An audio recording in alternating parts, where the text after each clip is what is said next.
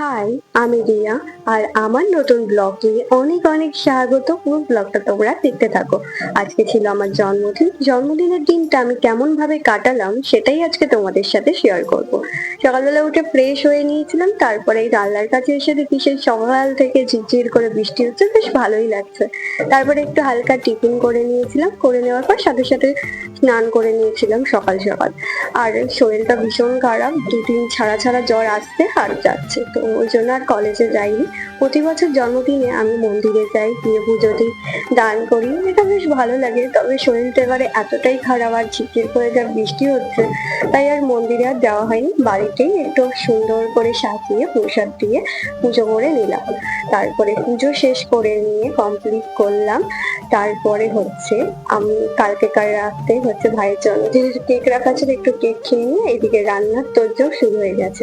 এদিকে ভাই বাবা মিলে একটা করছে, আর এইদিকে মা হচ্ছে আনাজ কাটছে, আর আমি এইদিকে জ্বর জ্বর করে একটু ফোন টোন ঘাটছি, শুয়ে আছি, এই করছি। তারপরে ঘুমিয়েই পড়েছিলাম। তারপর বিকেলবেলা উঠে তারপরে আমাকে এই ড্রেসটা মা বের করে দিল, বললো এটা পরে রেডি হয়ে যায়।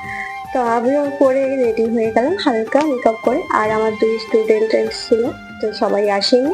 তো রেডি হয়ে আমি ওদের দুজনকে বললাম যে আয়, ওরা বলছিল দিদি আমাদের কিন্তু ব্লগে নেবে, তাই একটু ব্লগে নিয়ে নিলাম। আর এইদিকে দেখি বোন ডেকোরেশন করছে। তারপরে ভাই আর মামা গিয়ে সন্ধ্যেবেলা কেক কিনে নিয়ে এসছে।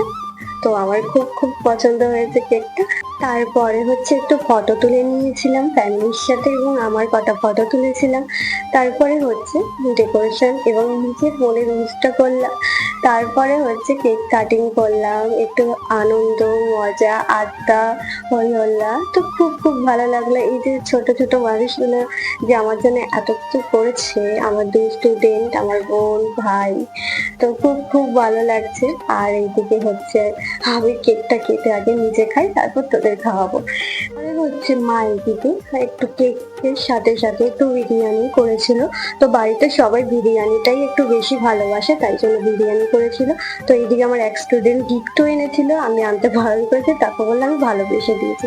তারপর খাওয়া দাওয়া কমপ্লিট করলাম রাতে। তো আজকের এই পর্যন্ত, আবার একটা নিউ ব্লগ নিয়ে আসবো। তো কেমন লাগলো অবশ্যই জানাবে কিন্তু। টাটা।